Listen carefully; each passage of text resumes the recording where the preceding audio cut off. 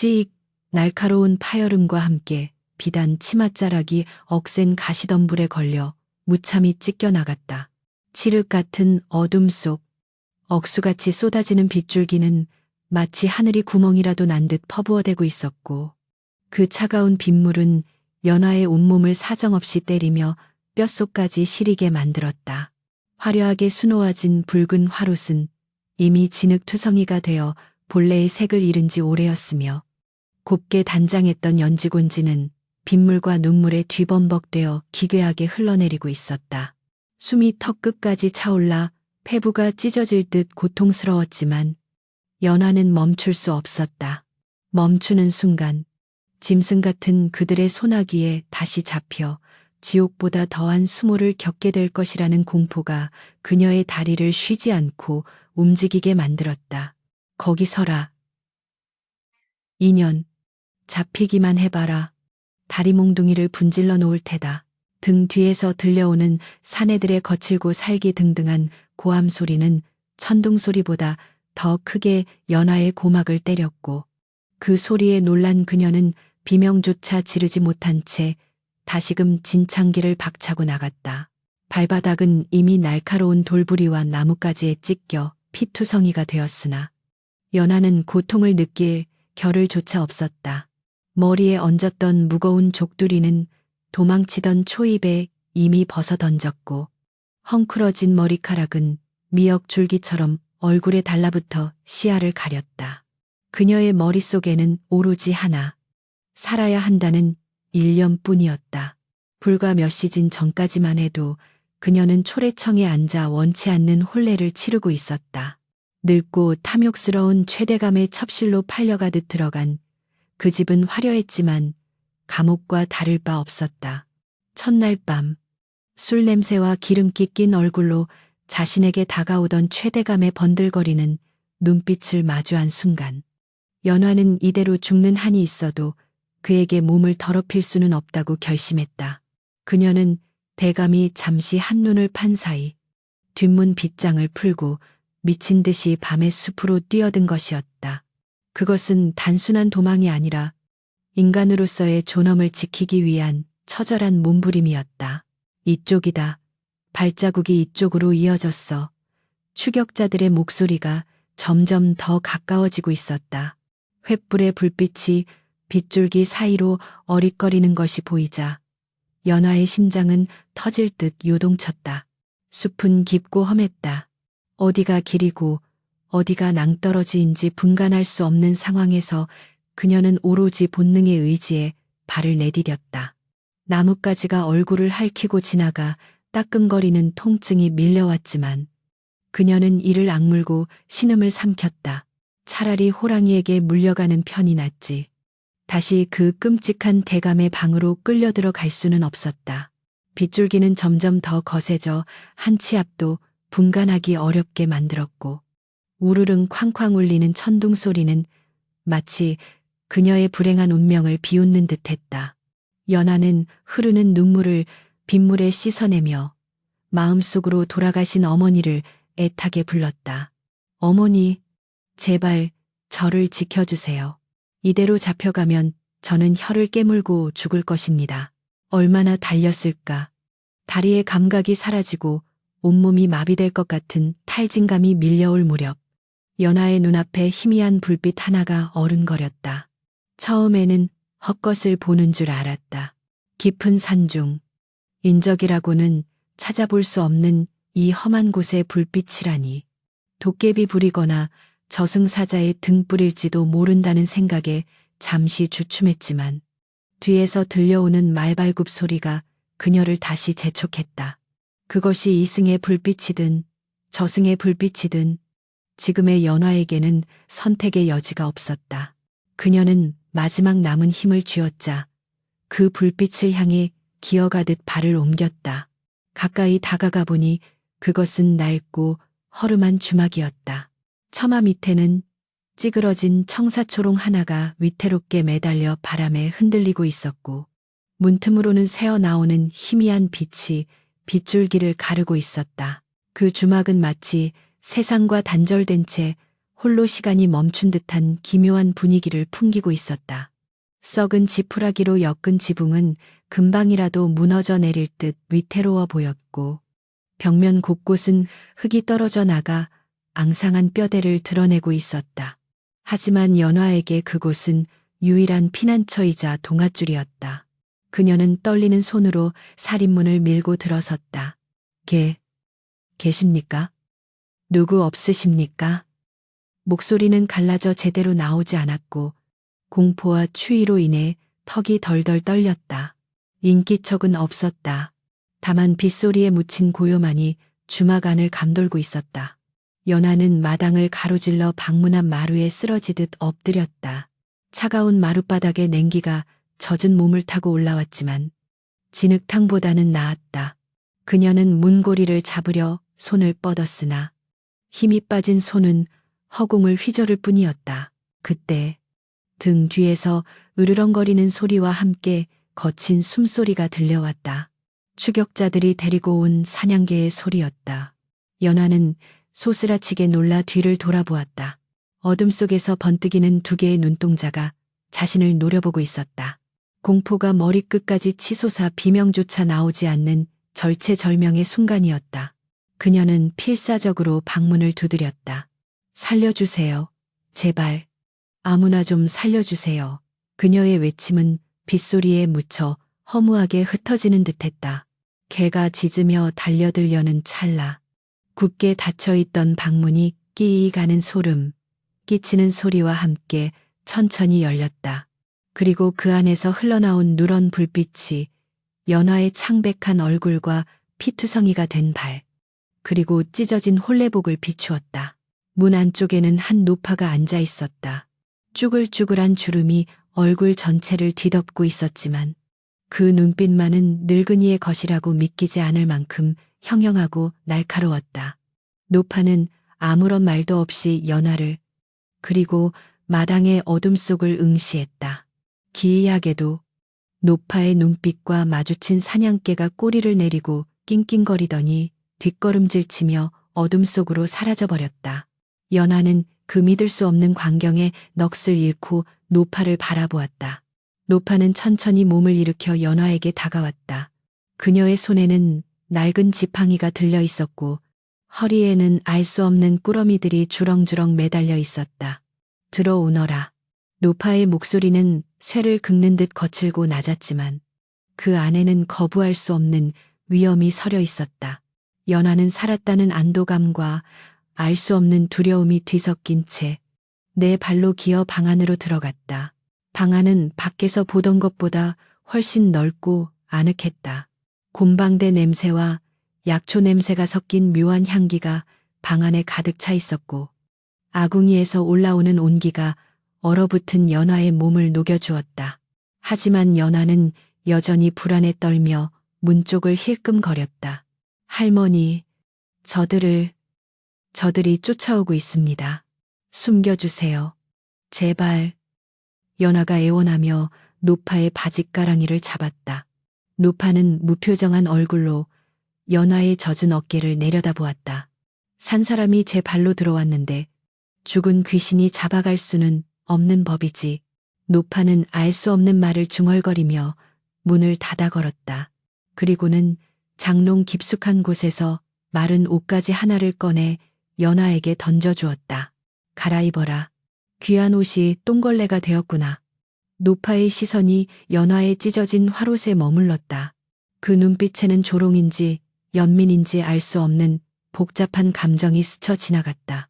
연화가 젖은 옷을 벗어내고 무명 저고리로 갈아입는 동안 밖에서는 다시금 웅성거리는 소리가 들려왔다. 이 근처다. 분명 이 주막으로 들어갔을 개다. 최대감의 하인들이 기어이 주막 앞까지 당도한 것이었다. 연화는 옷을 갈아입다 말고 사색이 되어 구석으로 몸을 움츠렸다. 심장이 입 밖으로 튀어나올 것만 같았다. 쾅, 쾅, 쾅 거칠게 문을 두드리는 소리가 방 안을 울렸다. 주인장 안에 있는 거 다 아니까 썩 문을 여시오. 도망간 계집을 내놓지 않으면 이 주막을 불질러 버릴 테니. 밖에서 들려오는 협박은 살벌하기 그지없었다. 연화는 입을 틀어막고 눈물만 줄줄 흘렸다. 이제 끝이구나. 여기서 잡히면 정말 끝장이구나. 하지만 노파는 미동도 하지 않았다. 오히려 화로 위에 주전자를 들어 찻잔에 물을 따르는 여유를 보였다. 뜨거운 김이 모락모락 피어오르는 찻잔을 연화의 앞에 밀어놓으며 노파가 나직이 말했다. 마셔라. 정신줄 놓으면 그때는 진짜 죽는 게다.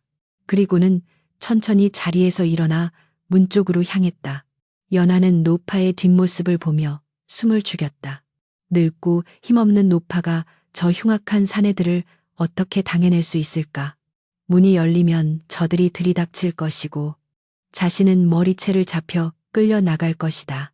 연화는 주변을 두리번거리며 숨을 곳을 찾았지만 방 안에는 낡은 장롱 하나뿐 몸을 숨길 만한 곳이 없었다. 그녀는 장롱 옆 틈새로 몸을 구겨 넣으며 부들부들 떨었다. 누가 오밤중에 남의 영업장에서 행패인가? 노파가 문을 벌컥 열어젖히며 소리쳤다. 밖에는 횃불을 든 장정 5명이 험상궂은 표정으로 서 있었다. 그들의 시선이 열린 문틈으로 방 안을 훑었다. 할멈, 여기 붉은 화롯을 입은 계집 하나 못 봤소. 분명 일이 들어왔는데 시침이 떼면 재미없을 줄 아시오. 우두머리로 보이는 사내가 횃불을 들이밀며 위협했다. 노파는 눈 하나 깜짝하지 않고 사내의 눈을 똑바로 쳐다보았다. 내 눈에는 비 맞은 생쥐꼴을 한 놈들만 보이는데 계집은 무슨 얼어 죽을 계집이냐. 이 빗속에 산길을 타는 미친년이 어디 있다고. 노파의 기세에 사내들이 잠시 주춤했다. 하지만 그들은 쉽게 물러설 기세가 아니었다. 우두머리 사내가 억지로 문을 밀치고 들어오려 했다. 비키시오. 내 눈으로 직접 확인해 봐야겠소. 그 순간 연화는 숨이 멎는 것 같았다. 사내의 발이 문턱을 넘으려는 찰나 노파가 지팡이로 사내의 정강이를 툭 쳤다. 별것 아닌 동작 같았지만 사내는 악하고 비명을 지르며 뒤로 나자빠졌다. 예의라고는 밥 말아 먹은 놈들. 여기가 어디라고 감히 신발을 신고 들어오려 하느냐. 노파의 호통소리가 쩌렁쩌렁하게 울렸다. 빗소리마저 잠재울 듯한 호통이었다. 사내들은 노파의 기괴한 힘과 서슬퍼런 눈빛에 압도되어 뒷걸음질 쳤다. 단순한 주막 할멈이 아니라는 것을 직감한 것이다. 가보자. 뒷문으로 빠졌을지도 모른다. 사내들은 찝찝한 표정을 지으며 주막 뒤쪽으로 발길을 돌렸다. 그들의 발소리가 멀어질 때까지 연화는 숨조차 제대로 쉬지 못했다. 잠시 후 노파가 문을 닫고 다시 방 안으로 들어왔다. 연화는 장롱 틈에서 기어나와 바닥에 주저앉았다. 온몸에 힘이 풀려 손가락 하나 까딱할 수 없었다. 감사합니다. 정말 감사합니다. 연화는 눈물 젖은 목소리로 거듭 고개를 숙였다. 노파는 대답 대신 싸늘한 눈빛으로 연화를 내려다보며 물었다. 최대감댁 첩실로 들어가던 길이었더냐. 연화는 흠칫 놀라 고개를 들었다. 자신이 누구인지 어디서 왔는지 말한 적이 없는데 어떻게 안 것일까. 그걸 어떻게. 노파는 콧방귀를 뀌며 연화가 벗어놓은 진흙투성이의 화롯을 발끝으로 툭 찼다. 그댁 문양이 박힌 옷을 입고 뛰쳐나왔으니 모를 리가 있나. 떼씀, 어린 것이 팔자가 사납기도 하지. 노파는 혀를 차며 자리끼를 들이켰다. 그때였다. 연화가 옷을 갈아입으며 무심코 바닥에 내려놓았던 작은 보찜 하나가 스르르 풀리며 그 안에서 낡고 빛바랜 물건 하나가 툭 하고 굴러나왔다. 그것은 오래된 옥으로 만든 놀이개였다. 비록 낡고 때가 탔지만 세공된 모양새가 예사 물건이 아니었다. 노파의 시선이 그 놀이개에 꽂혔다. 순간 무표정하던 노파의 얼굴이 벼락이라도 맞은 듯 격하게 일그러졌다. 이것이 왜 내년에게 있느냐. 노파는 믿을 수 없다는 듯 떨리는 손으로 놀이개를 집어들었다. 그녀의 눈동자가 거칠게 흔들리고 있었다. 연화는 노파의 갑작스러운 반응에 당황하여 뒷걸음질 쳤다. 그것은 돌아가신 제 어머니께서 남겨주신 유일한 유품입니다. 제발 돌려주세요. 노파는 연화의 말을 듣지 못한 듯 촛불 아래서 놀이개를 이리저리 뜯어보았다. 놀이개의 뒷면에 새겨진 아주 작은 글귀를 확인한 순간 노파는 헉하고 숨을 들이키며 주저앉았다. 그녀의 눈에서 굵은 눈물이 주르륵 흘러내렸다. 살아 있었구나. 아가씨의 핏줄이 살아 있었어. 노파는 미친 사람처럼 중얼거리며 연화를 와락 끌어안았다. 연화는 영문을 몰라 굳어버렸다. 방금 전까지만 해도 냉랭하던 노파가 갑자기 오열하며 자신을 안는 이유를 알 수 없었다. 할머니, 왜 이러십니까, 제가? 누구란 말입니까? 연화의 떨리는 물음에도 노파는 대답 없이 연화의 등을 쓸어내리며 통곡할 뿐이었다. 밤은 깊어가고 밖에서는 여전히 비바람이 몰아치고 있었지만 이 낡은 주막 안에서는 그보다 더 거대한 운명의 소용돌이가 시작되고 있었다. 연화는 알지 못했다. 오늘 밤의 이 도망이 단순히 최대감을 피하기 위한 것이 아니라 자신의 잃어버린 진짜 이름을 되찾기 위한 첫걸음이었다는 것을. 노파의 품은 말라비틀어진 나무 껍질처럼 거칠고 딱딱했지만 그 안에서 전해져 오는 온기만은 이상하리만치 뜨거웠다. 연화는 영문도 모른 채 노파의 가슴에 얼굴을 묻고 한참을 멍하니 있었다.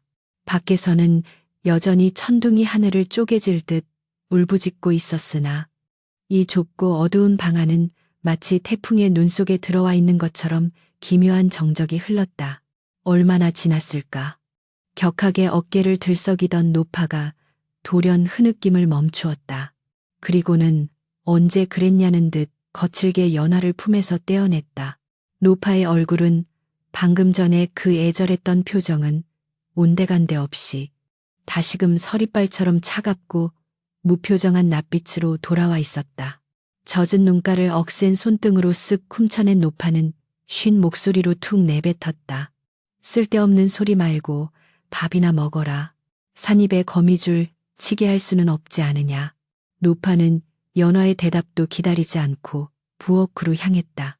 연화는 얼떨떨한 표정으로 멍하니 앉아 노파의 뒷모습을 바라보았다. 방금 전 자신을 끌어안고 통곡하던 그 사람이 맞는가 싶을 정도로 돌변한 태도였다. 하지만 그 차가움 속에는 어딘지 모를 묵직한 비장함이 서려 있어 연화는 감히 더 이상 아무것도 묻지 못했다. 잠시 후 노파가 소반을 들고 방으로 들어왔다. 김이 모락모락 피어오르는 뜨끈한 국밥 한 그릇과 묵은지 한 접시가 전부였지만 며칠을 굶다시피 한 연화에게는 진수성찬보다 더 귀한 음식이었다. 구수한 된장 냄새가 코끝을 자극하자 긴장이 풀리며 뱃속에서 요동치는 허기가 밀려왔다. 먹어라. 먹어야 도망을 치든 싸우든 할 게 아니냐. 노파가 숟가락을 연화의 손에 쥐어주며 말했다. 연화는 떨리는 손으로 숟가락을 들어 국물을 한술 떴다. 뜨거운 국물이 목구멍을 타고 넘어가자 얼어붙었던 내장이 녹아내리며 비로소 자신이 살아있음을 실감했다. 그녀는 체면도 잊은 채 허겁지겁 국밥을 퍼넣기 시작했다. 눈물과 콧물이 범벅이 되어 국물에 떨어졌지만 멈출 수 없었다. 밥알이 목에 메어 쾌쾌거리는 연화를 보며 노파는 말없이 물 한 사발을 건넸다. 그 투박한 손길이 어쩐지 돌아가신 어머니의 손길과 닮아 있어 연화는 다시금 울컥 치솟는 슬픔을 국밥과 함께 삼켜야 했다. 그릇을 깨끗이 비우고 나자 비로소 주변의 풍경이 눈에 들어오기 시작했다. 연화는 조심스럽게 방 안을 둘러보았다. 이 주막은 겉모습만큼이나 안쪽도 기괴하기 짝이 없었다. 벽에는 정체를 알 수 없는 부적들이 어지럽게 붙어 있었고 천장에는 말린 약초와 짐승의 뼈 같은 것들이 주렁주렁 매달려 기묘한 그림자를 만들어내고 있었다. 퀴퀴한 곰팡이 냄새와 오래된 나무 냄새, 그리고 은은한 향 냄새가 뒤섞여 머리가 어지랄 지경이었다. 일반적인 주막이라기보다는 무당이 구슬하는 신당이나 산적들의 소굴 같은 분위기였다. 무엇보다 가장 기이한 것은 노파 자신이었다. 호롱불 아래서 본 노파의 얼굴은 기괴함 그 자체였다. 왼쪽 눈은 희뿌연 막이 덮여 있어 초점이 없었고 오른쪽 뺨에는 칼에 베인 듯한 긴 흉터가 귀 밑까지 이어져 있었다. 단순한 촌로의 얼굴이라기에는 지나치게 험악했고 그 눈빛에는 세월의 풍파를 넘어선 살기마저 감돌고 있었다. 연화는 등골이 오싹해지는 것을 느꼈다. 이 노파는 대체 누구일까? 왜 이런 깊은 산속에서 홀로 주막을 지키고 있는 것일까? 그리고 아까 내 놀이개를 보고 왜 그토록 슬퍼했을까? 수만 가지 의문이 머릿속을 맴돌았지만 노파는 굳게 입을 다문 채 곰방대만 피워 물 뿐이었다. 담배 연기가 희뿌옇게 피어올라 노파의 얼굴을 가렸다. 드러내기를 반복했다.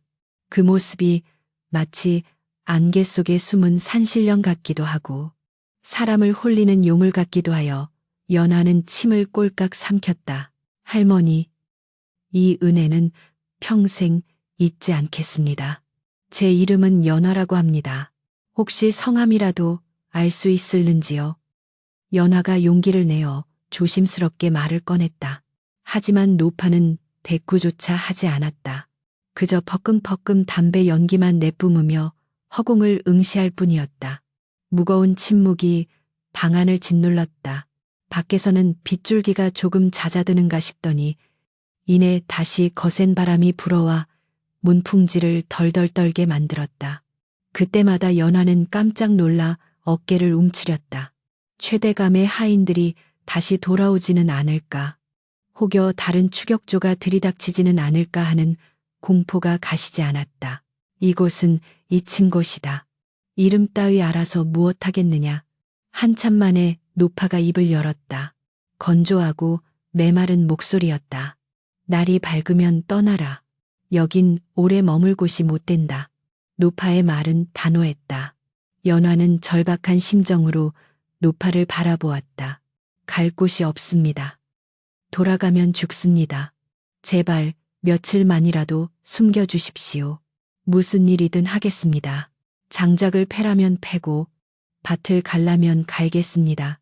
연화가 무릎을 꿇고 애원했지만 노파의 표정은 변함이 없었다. 내년의 사정은 딱 하나. 내 코가 석자다. 재수없게 엮여서 내 목숨까지 내놓고 싶지는 않다. 노파는 매정하게 고개를 돌렸다. 그때였다. 밖에서 심상치 않은 소리가 들려왔다. 아까의 왁자지껄한 고함 소리와는 달랐다.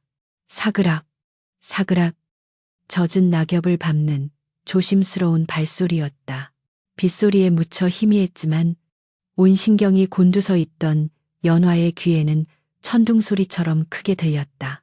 노파의 곰방대 소리가 뚝 끊겼다. 노파의 성한 오른쪽 눈이 번뜩이며 문 쪽을 향했다. 방금 전까지 늙고 힘없는 노인네처럼 앉아있던 그녀의 몸에서 순식간에 살기가 뿜어져 나왔다. 노파는 소리 없이 자리에서 일어나더니 벽에 걸린 낡은 낫을 집어들었다. 그 동작이 어찌나 날렵하고 은밀한지 연화는 숨을 쉬는 것조차 잊고 그 모습을 지켜보았다. 쉿! 노파가 검지를 입술에 가져다 대며 연화에게 눈짓을 했다. 그리고는 손가락으로 방 구석에 있는 낡은 괴짝을 가리켰다. 들어가라는 신호였다. 연화는 공포에 질려 눈이 휘둥그레졌지만 노파의 서슬퍼런 눈빛에 압도되어 황급히 괴짝 쪽으로 기어갔다. 괴짝 뚜껑을 열자 퀴퀴한 냄새와 함께 어둠이 아가리를 벌리고 있었다. 연화는 주저할 틈도 없이 그 안으로 몸을 구겨 넣었다.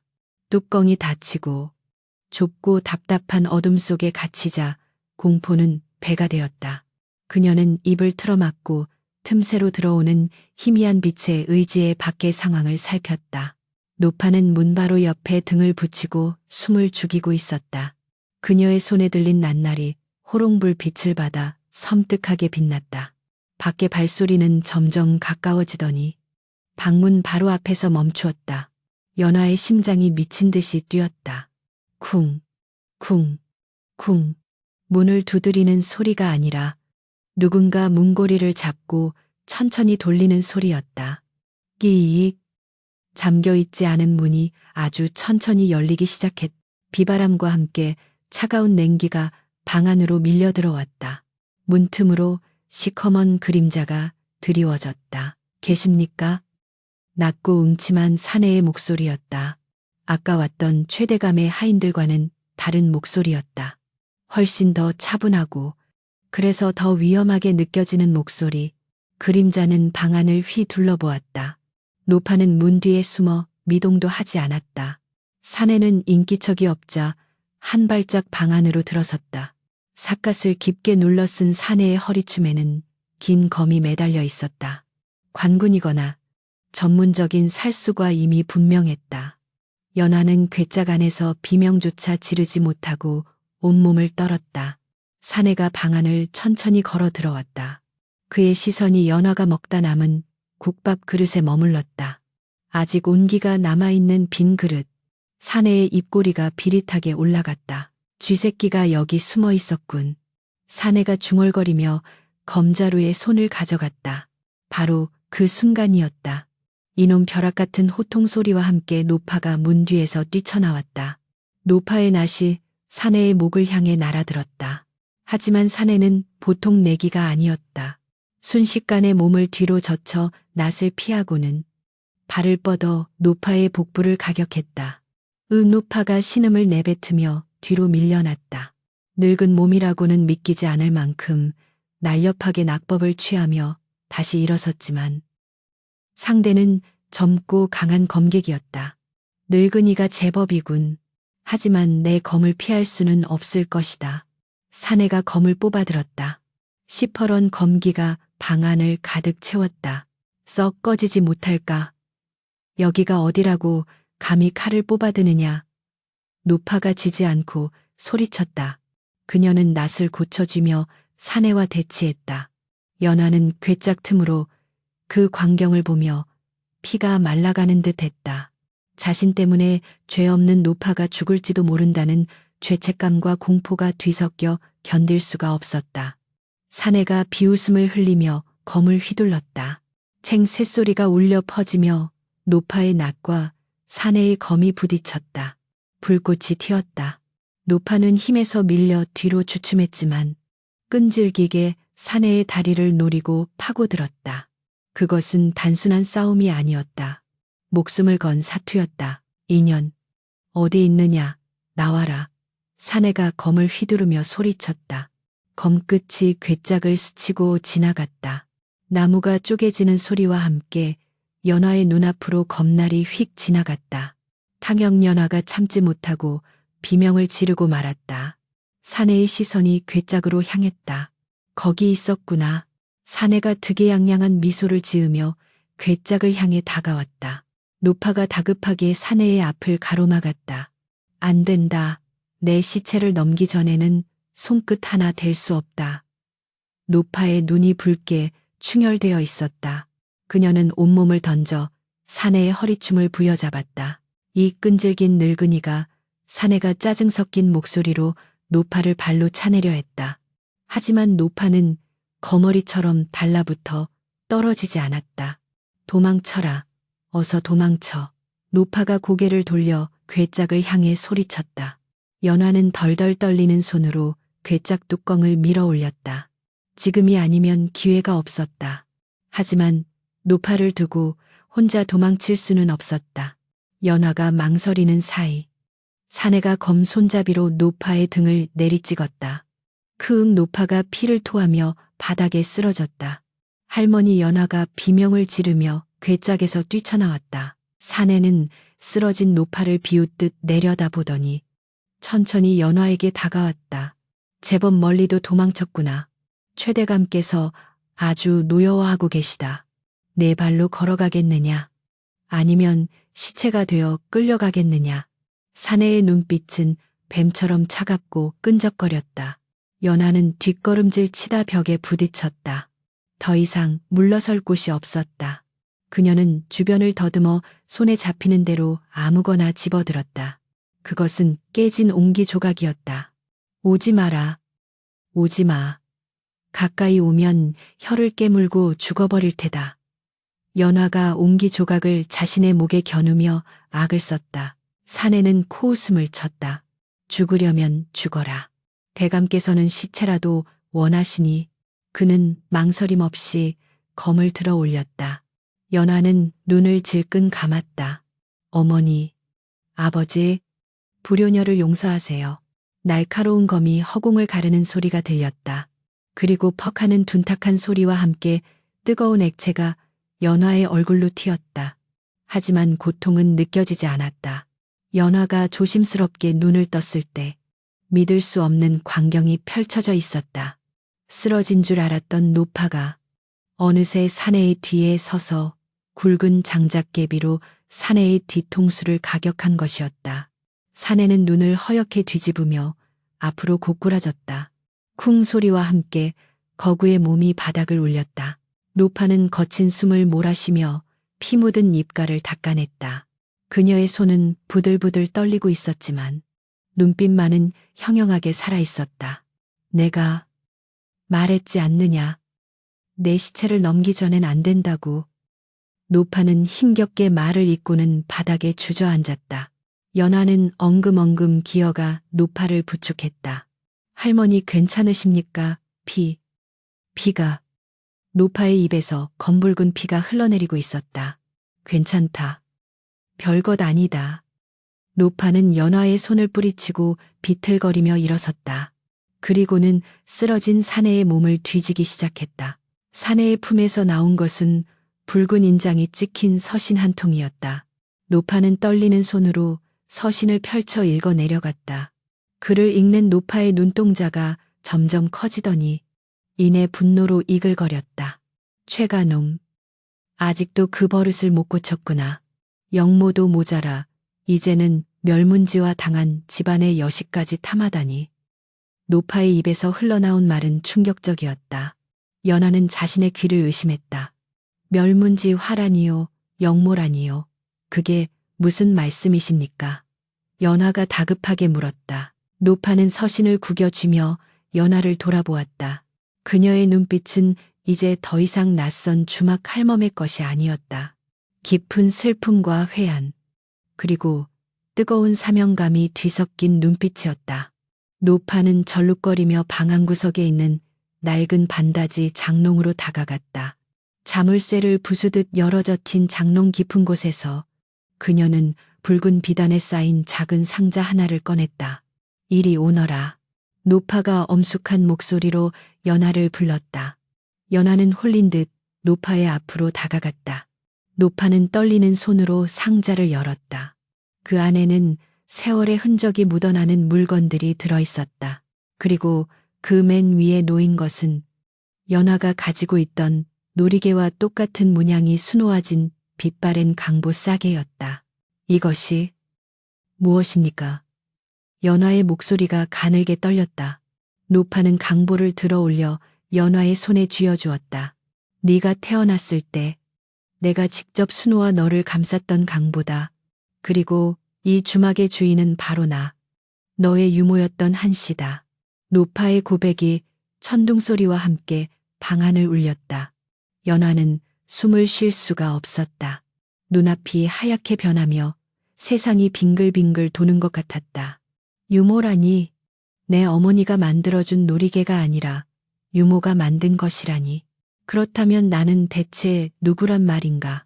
노파는 연화의 혼란스러운 눈동자를 똑바로 응시하며 지난 10수년간 가슴 속에 묻어두었던 피로 얼룩진 진실의 문을 천천히 열기 시작했다. 네 아비는 영모의 누명을 쓰고 차명을 당하신 홍문관 대제약, 이 대감 마님이시다. 그리고 저 밖에 쓰러져 있는 놈이 모시는 최대감은 네 집안을 몰락시키고 네 부모를 죽음으로 몰아넣은 원수다. 밤은 더욱 깊어졌고 밖에서는 비바람이 세상을 집어삼킬 듯 몰아치고 있었다. 하지만 연화에게는 지금 이 순간 눈앞에 노파가 쏟아내는 말들이 밖의 폭풍우보다 더 거대하고 무서운 파도가 되어 덮쳐오고 있었다. 기나긴 밤, 잔혹한 운명의 수레바퀴는 이제 막 멈출 수 없는 속도로 굴러가기 시작했다. 천둥이 치던 밤의 공기는 피비린내와 묵은 먼지 냄새, 그리고 오래된 슬픔의 향기로 가득 차 있었다. 연화의 손에 들린 낡은 강보는 세월의 때가 묻어 누렇게 변색되었지만 그 위에 수놓아진 붉은 매와 문양만은 어제 새긴 듯 선명했다. 그것은 연화가 목숨처럼 지니고 다니던 놀이개의 문양과 한치의 오차도 없이 똑같았다. 손끝에 닿는 비단의 감촉이 낯설지 않았다. 마치 아주 오래전 기억조차 나지 않는 아득한 시절에 이 감촉이 자신을 따뜻하게 감싸주었던 것 같은 아련한 온기가 전해져 왔다. 연화는 떨리는 입술을 달싹였지만 목구멍이 꽉 막힌 듯 아무런 소리도 나오지 않았다. 눈앞에 높아, 아니 유모 한씨의 얼굴이 눈물에 번져 일렁거렸다. 이게 정말 제 것입니까? 연화가 겨우 쥐어짜 낸 목소리는 바람에 날리는 낙엽처럼 위태로웠다. 한씨는 깊은 한숨을 내쉬며 고개를 끄덕였다.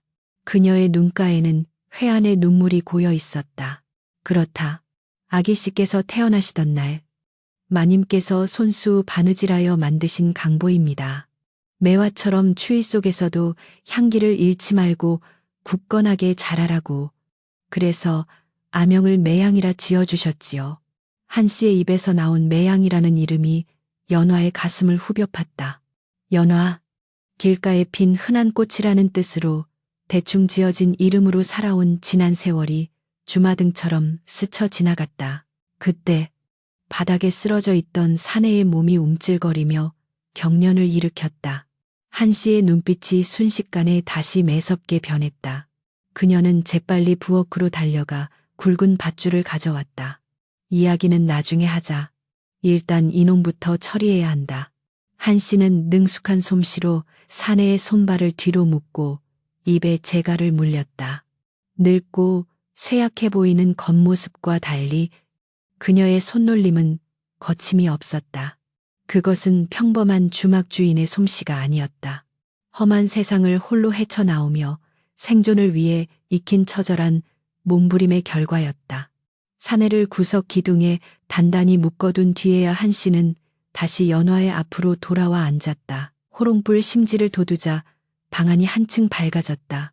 한씨는 연화의 손을 꼭 잡았다. 거칠고 투박한 손이었지만 그 안에 담긴 진심은 뜨거웠다. 지금부터 내가 하는 말을 뼈에 새겨 듣거라. 이것은 네가 잃어버린 과거이자 앞으로 갚아야 할 피의 빚이다. 한씨의 목소리는 낮고 엄숙했다. 밖에는 여전히 빗줄기가 쏟아지고 있었지만 연화의 귀에는 오직 한씨의 목소리만 들려왔다. 15년 전이었다. 네 아비 이영준 대감은 조정에서 강직하기로 소문난 충신이었다. 백성을 괴롭히는 탐과 놀이들을 벌하고 임금께 바른말을 고하는 것을 두려워하지 않으셨지. 하지만 대나무가 너무 고두면 부러지기 쉬운 법. 조정에는 대감을 눈엣 가시처럼 여기는 간신배들이 득실거렸다. 그 우두머리가 바로 지금의 최대감, 최명길이다. 최명길. 연화의 입에서 저절로 신음이 새어나왔다. 오늘 밤 자신을 그토록 끔찍한 운명으로 몰아넣으려 했던 그 늙은 호색하니 사실은 아버지의 정적이었다니.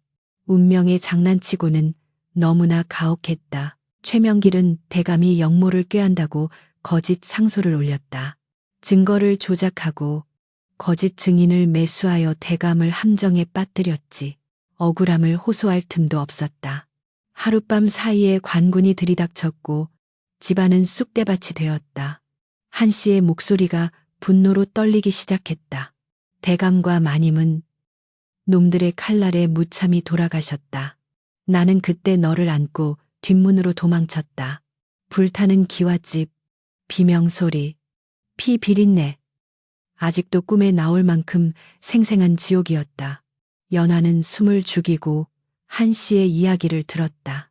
어릴 적부터 불을 무서워했던 이유, 가끔 꿈속에서 들리던 정체불명의 비명소리가 무엇이었는지 퍼즐이 맞춰지는 것 같았다.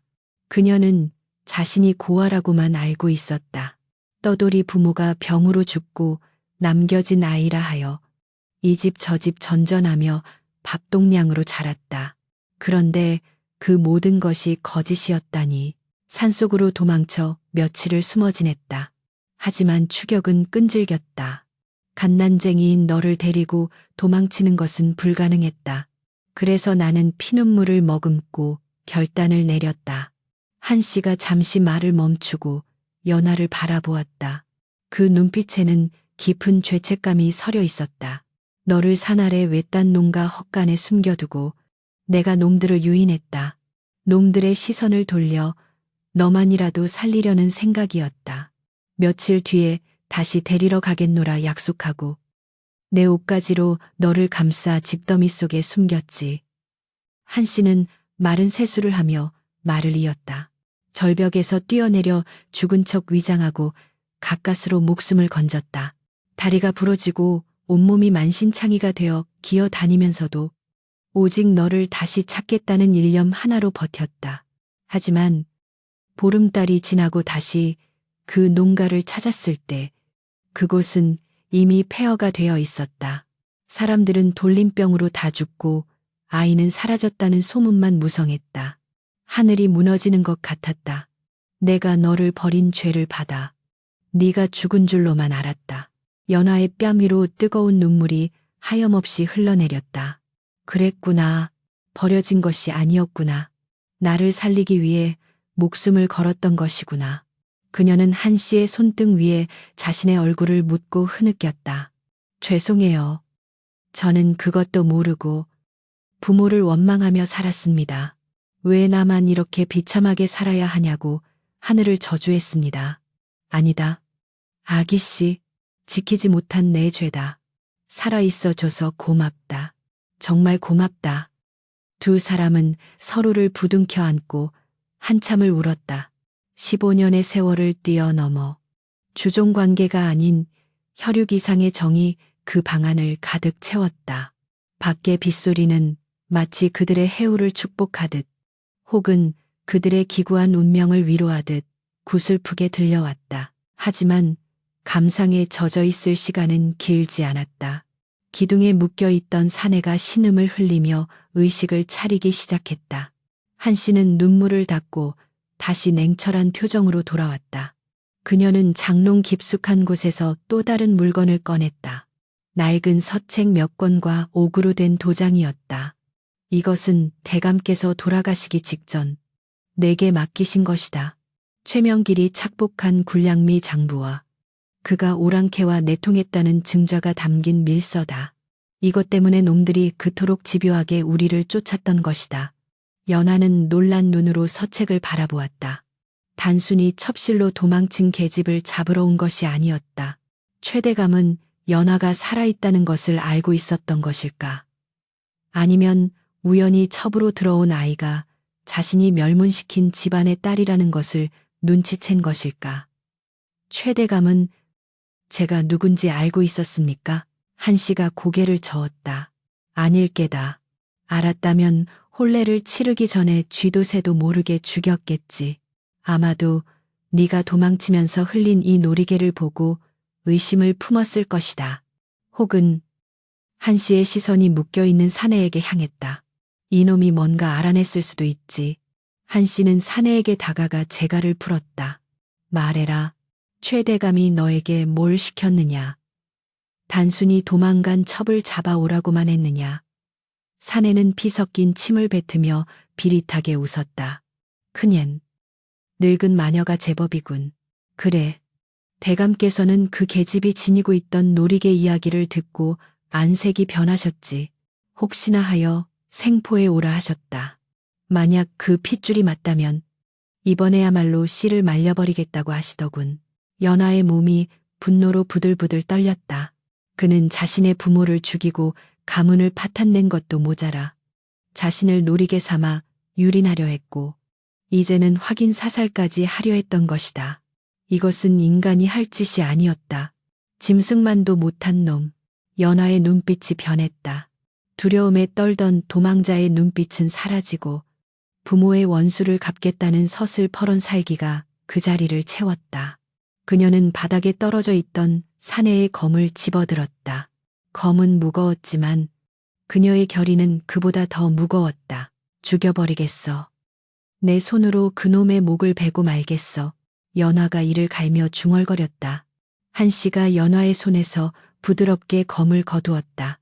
아기씨, 칼은 분노로 휘두르는 것이 아닙니다. 그리하면 다치는 것은 자신뿐입니다. 우리는 놈을 법으로, 명분으로 심판해야 합니다. 그것이 대감께서 원하시는 길입니다. 하지만 법이라니요, 놈은 권세가입니다. 관아도, 사또도 모두 놈의 손아귀에 있습니다. 연화가 절망적으로 외쳤다. 한씨는 묘한 미소를 지었다. 그렇지, 놈은 이 고을의 왕이지. 하지만 하늘 위에 또 하늘이 있는 법. 내일 암행어사가 이 고을을 지난다는 소문을 들었다. 어쩌면 이것이 하늘이 주신 기회일지도 모른다. 암행어사여, 연화의 눈이 커졌다.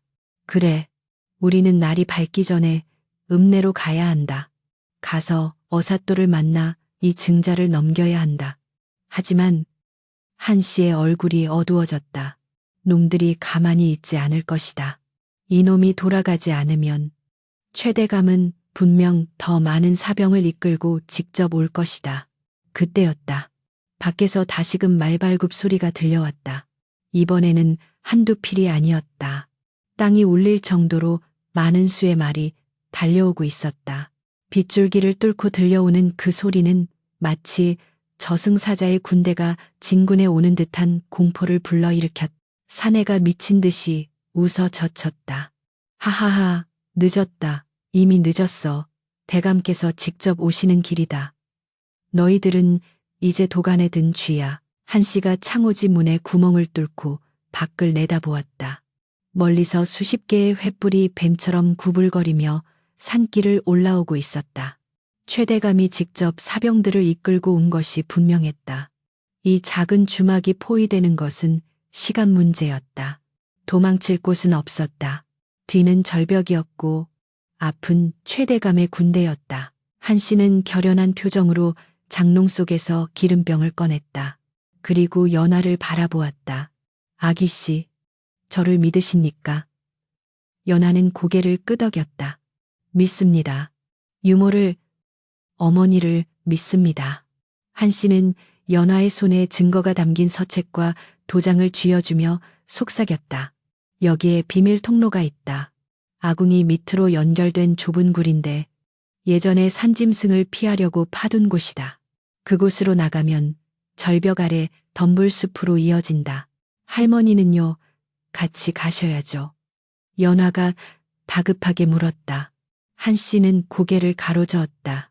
누군가는 남아서 시간을 벌어야 한다. 내가 여기서 놈들의 시선을 끌 테니 그 틈에 도망쳐라. 가서 반드시 살아남아 이 억울함을 풀어라. 한씨의 눈빛은 단호했다. 죽음을 각오한 사람만이 가질 수 있는 평온함마저 느껴졌다. 안 됩니다.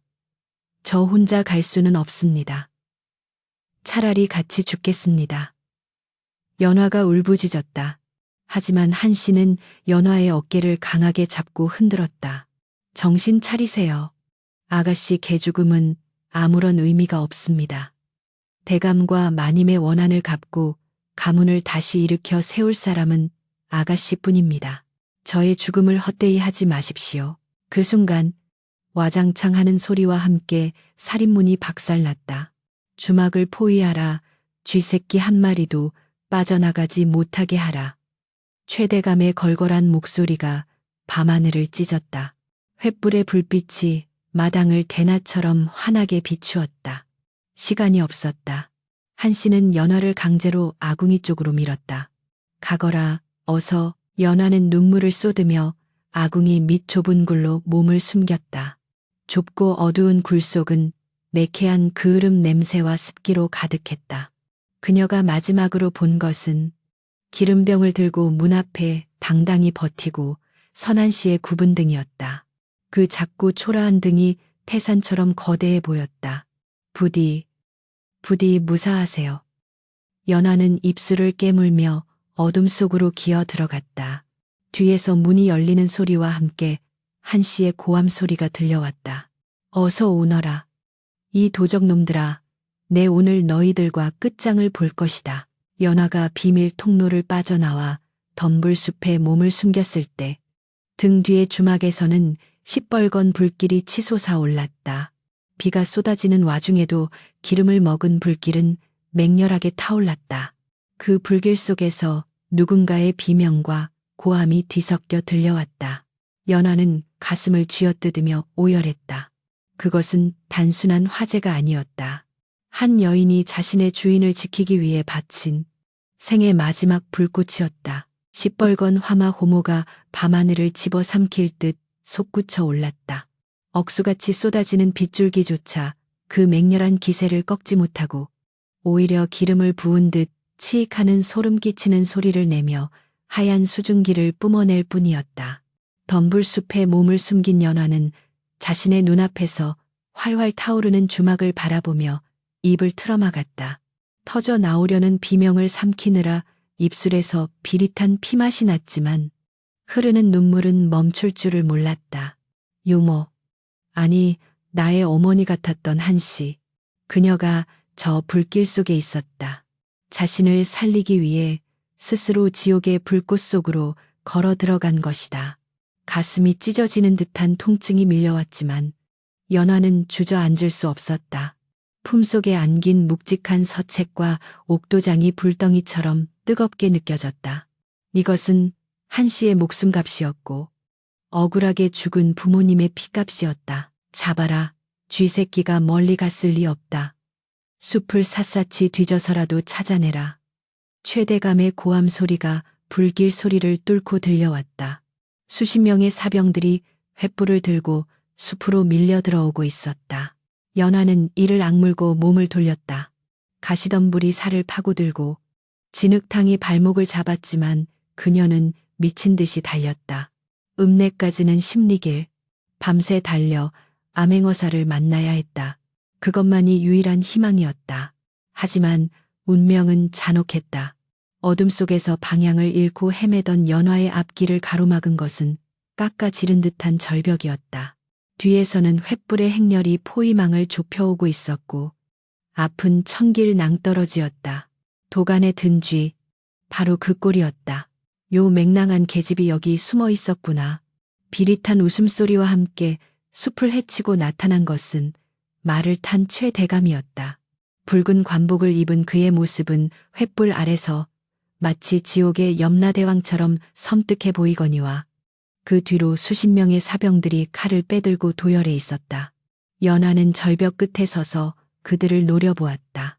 두려움에 다리가 후들거렸지만 그녀는 더 이상 도망치지 않기로 결심했다. 더 이상 물러설 곳도 없었다. 그녀는 품에 안은 서책을 더욱 꽉 끌어안았다. 최대감이 말에서 내려 천천히 연화에게 다가왔다. 그의 탐욕스러운 눈빛이 연화의 얼굴과 품속의 서책을 번갈아 훑었다. 내년의 어미를 닮아 제법 곱상하게 생겼구나. 순순히 내 첩이 되었으면 호의호식하며 살았을 것을 어찌하여 사서 고생을 하느냐. 그는 혀를 차며 손을 내밀었다.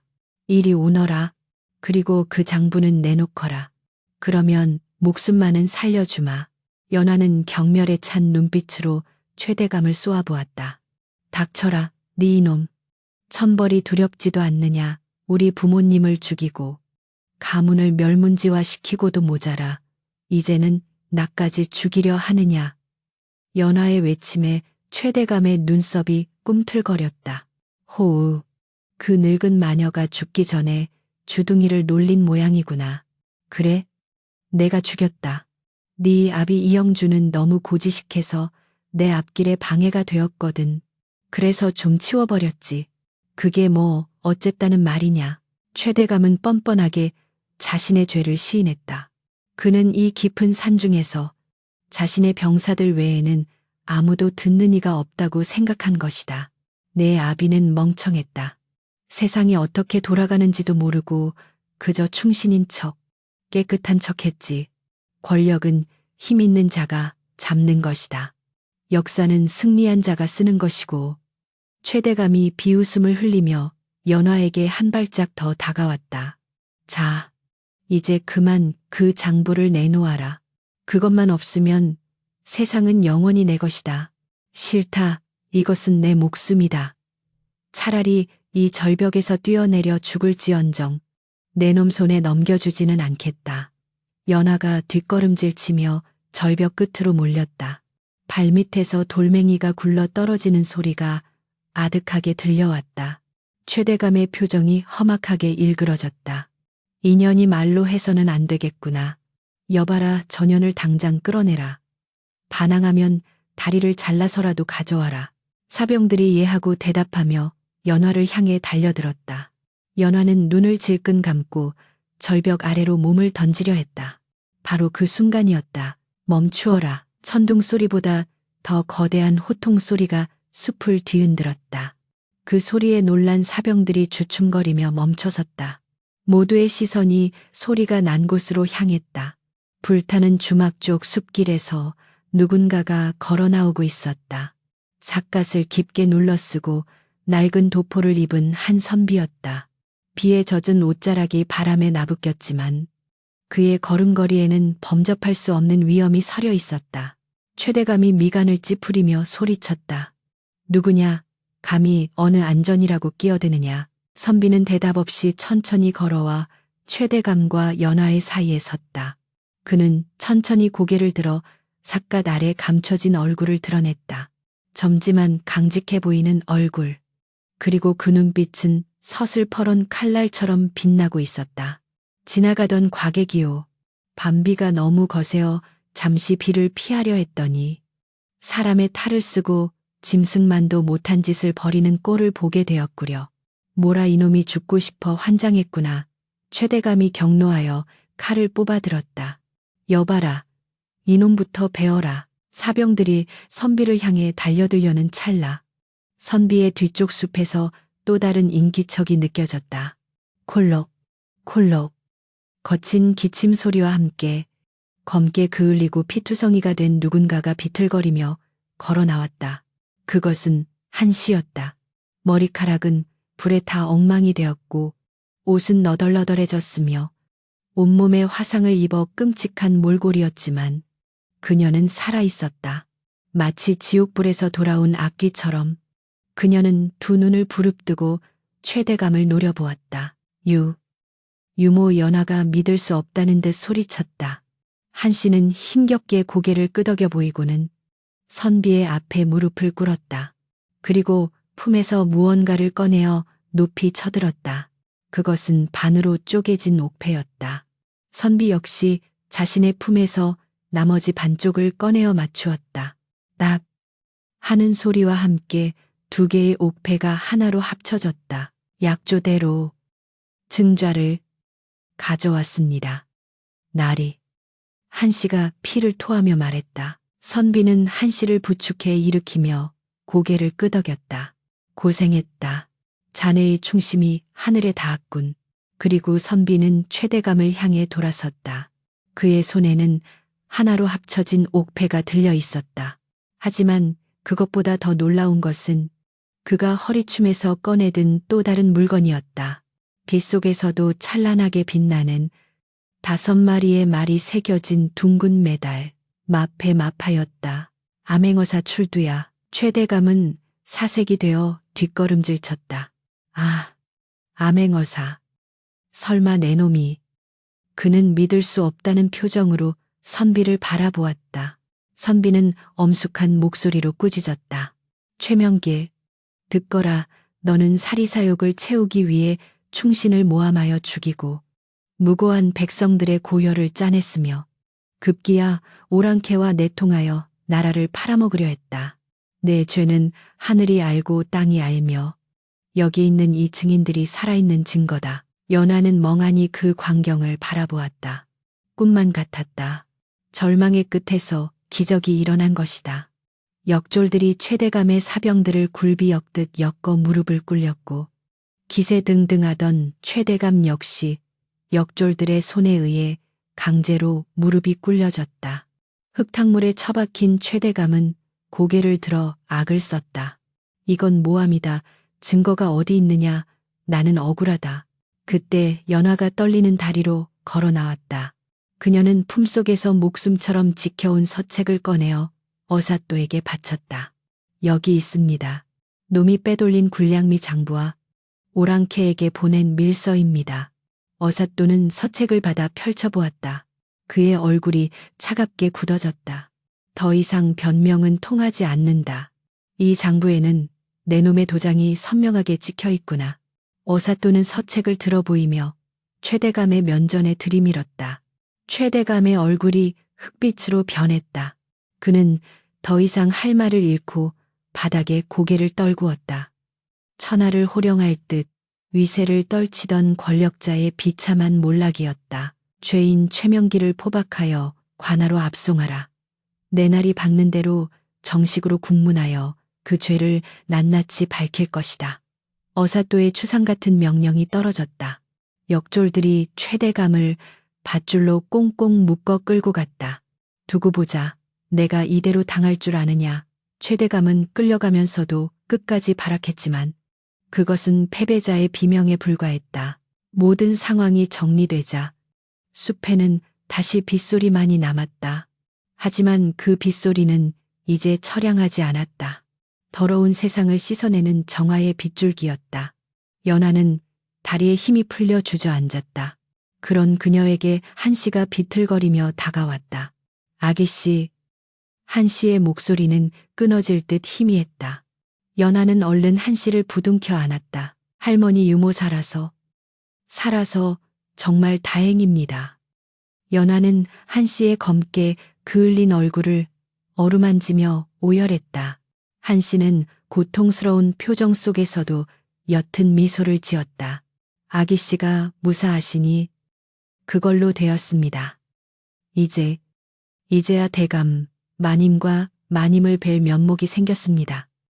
어사또가 다가와 연하와 한씨를 내려다보았다. 그의 눈빛은 아까의 서슬퍼런 위엄 대신 따뜻한 연민으로 가득 차 있었다. 그대들의 용기가 아니었다면 거악을 척결하지 못했을 것이요. 이영준 대감의 명예는 반드시 회복될 것이며 빼앗긴 모든 것도 되찾게 될 것이요. 어사또는 정중하게 고개를 숙였다. 연하는 눈물 범벅이 된 얼굴로 어사또를 올려다보았다. 감사합니다. 정말 감사합니다. 밤은 이제 끝나가고 있었다. 동쪽 하늘에서 희미하게 여명이 밝아오고 있었다. 비구름 사이로 한 줄기 빛이 내려와 연하와 한씨, 그리고 제가 되어버린 주막터를 비추었다. 잿더미 위에서도 희망은 다시 피어오르고 있었다. 길고 길었던 어둠의 터널을 지나 연하는 비로소 자신의 이름을 그리고 잃어버렸던 아침을 되찾았다. 하지만 이야기는 아직 끝나지 않았다. 죄 지은 자에 대한 처벌과 상처 입은 자들의 치유가 남아 있었다. 진정한 봄은 이제부터 시작이었다. 비바람이 거친 뒤의 하늘은 눈이 시리도록 푸르렀다. 간밤에 세상을 집어삼킬 듯 몰아치던 폭풍우는 거짓말처럼 사라졌고 씻은 듯 맑아진 대지 위로는 따스한 봄 햇살이 내리쬐고 있었다. 빗물을 머금은 나뭇잎들은 보석처럼 반짝였고 어디선가 날아온 꾀꼬리 한 쌍이 지저귀며 평화로운 아침을 노래했다. 하지만 관아 앞마당의 공기는 여전히 서늘하고 엄숙했다.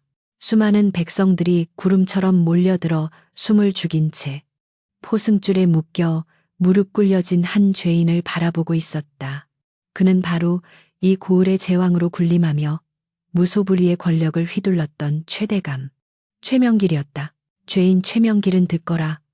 어사또의 추상 같은 목소리가 관아의 담장을 넘어 쩌렁쩌렁하게 울려 퍼졌다. 관복을 정제하고 높은 단상에 앉은 어사또의 위엄에 눌려 최명길은 감히 고개조차 들지 못했다. 하룻밤 사이에 폭삭 늙어버린 듯한 그는 화려했던 비단 옷 대신 죄수복을 입고 산발을 한 채 부들부들 떨고 있었다. 너는 사리사욕에 눈이 멀어 충신을 모함하여 죽이고 그 일가를 멸문지화시켰으며 힘없는 백성들의 고열을 짜내어 자신의 배를 불렸다. 또한 오랑캐와 내통하여 나라의 안위를 위태롭게 하였으니 그 죄는 1000번 죽어 마땅하다. 판결문이 낭독될 때마다 구경 나온 백성들 사이에서는 탄식과 분노의 소리가 터져 나왔다. 그동안 최대감에게 억울하게 땅을 빼앗기고 자식을 잃고 매질을 당했던 사람들은 주먹을 불끈 쥐며 눈물을 흘렸다. 죽여라. 저놈을 죽여라. 군중 속에서 터져나온 외침은 삽시간에 들불처럼 번져나가 관아 앞마당을 가득 메운 함성이 되었다. 그것은 단순한 분노가 아니었다. 오랫동안 짓눌려 왔던 민초들의 한흔이 폭발하는 소리였다. 최대감은 그제야 자신이 쌓아올린 권력의 성이 모래성보다 더 허무하게 무너져 내렸음을 깨달았다.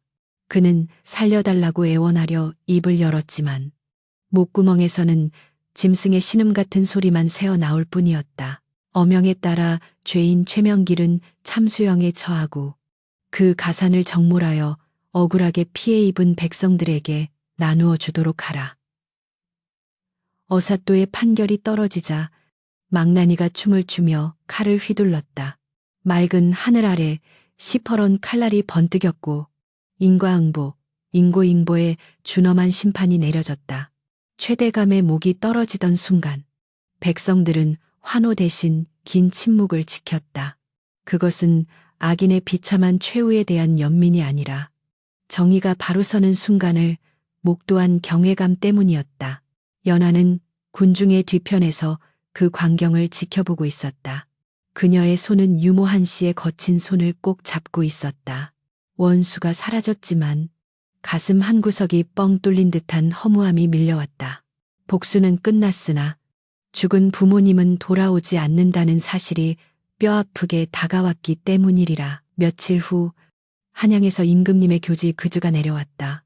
이영준 대감의 억울한 누명이 벗겨지고 그의 관직이 복구되었으며 유일한 혈육인 연화에게 정경 부인의 자귀와 함께 몰수되었던 가문의 재산이 돌려진다는 내용이었다. 연화는 관아의 대청마루에서 교지를 받아들고 하염없이 눈물을 흘렸다. 매양매상아, 이제야 네 이름을 되찾았구나. 한씨가 연화의 어깨를 감싸며 울먹였다. 한씨의 얼굴과 팔에는 화상의 흉터가 훈장처럼 남아 있었지만 그녀의 표정은 그 어느 때보다 평온해 보였다. 예, 유모, 아니, 어머니, 이제야 아버지, 어머니께 떳떳하게 인사를 올릴 수 있게 되었습니다. 연화는 눈물을 닦으며 미소 지었다. 그녀는 더 이상 도망자 연화가 아니었다. 명문가의 여식, 임혜양이었다. 하지만 그녀는 화려한 비단옷을 입고 한양으로 올라가기를 거부했다. 아가씨, 한양으로 가셔야지요. 가서 대감 마님의 댁을 다시 일으키고 남은 생을 편안하게 보내셔야 하지 않겠습니까? 어사또가 의아해하며 물었다. 연화는 고개를 가로저었다. 그녀의 시선은 멀리 보이는 산자락, 불타버린 주막이 있던 곳을 향해 있었다. 나리, 저는 권세가 넘실대는 한양이 두렵습니다.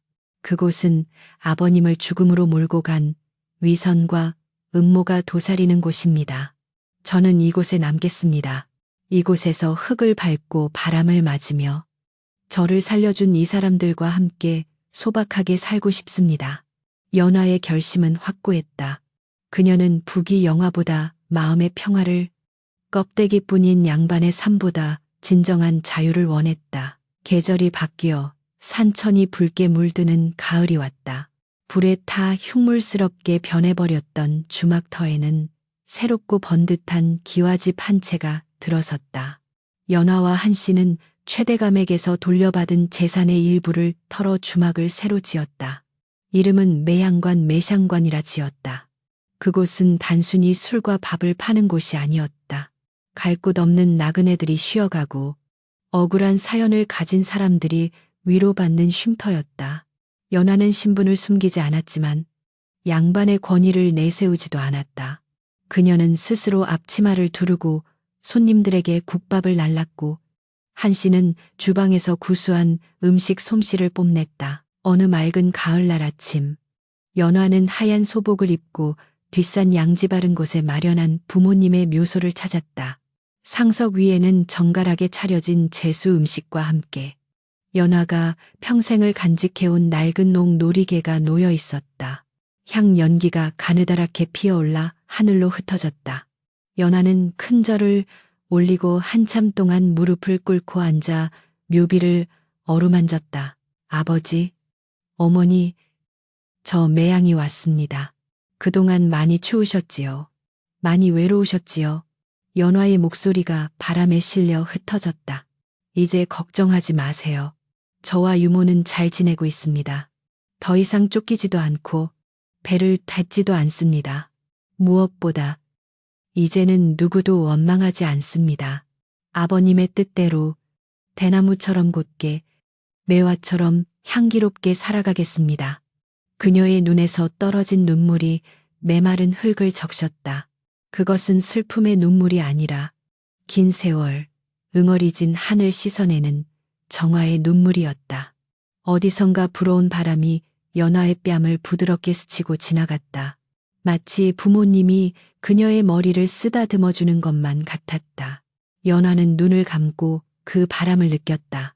가슴 속에 묵직하게 자리 잡고 있던 돌덩이가 사라지고 그 자리에 따뜻한 기운이 채워지는 기분이었다. 묘소에서 내려오는 길, 멀리서 낯익은 인형이 보였다. 삿갓을 쓴 선비 하나가 매양관 마루에 앉아 국밥을 먹고 있었다. 그 옆에서 한 씨가 한박 웃음을 지으며 무언가 이야기를 건네고 있었다. 연화가 가까이 다가가자 선비가 고개를 들었다. 그는 바로 암행어사였다. 이제는 어사의 신분을 벗고 평범한 유람객의 모습이었지만 그 맑고 깊은 눈동자는 여전했다. 나리께서 여긴 어인일로 오셨습니까? 연화가 반가움에 물었다. 선비는 숟가락을 내려놓으며 빙그레 웃었다. 임금께 사직수를 올리고 낙향하는 길이라오. 세상 구경이나 실컷 하며 살까 하여. 지나다 보니 매화 향기가 하도 짙어 발길을 멈출 수가 없었소. 그의 말에 연화의 얼굴이 붉게 물들었다. 그것은 부끄러움이 아니라 삶을 긍정하는 생기가 도는 홍조였다. 잘 오셨습니다. 언제든 쉬어 가십시오. 이곳은 누구에게나 열려있는 곳이니까요. 연화가 미소 지으며 대답했다. 선비는 고개를 끄덕이며 먼 산을 바라보았다. 비바람이 지나간 뒤에 피는 꽃이 가장 아름답다 하더니 낭자의 얼굴이 꼭 그렇구려. 해질 무렵 매양관의 마당에는 웃음소리가 끊이지 않았다. 마을 사람들은 스스럼 없이 찾아와 술잔을 기울였고 한 씨는 넉넉한 인심으로 안주를 퍼주었다. 연화는 마루 끝에 앉아 그 평화로운 풍경을 바라보았다. 지옥 같았던 그날 밤의 폭우는 이제 아득한 옛 이야기가 되었다. 험난한 운명의 소용돌이를 헤치고 나온 그녀는 비로소 깨달았다.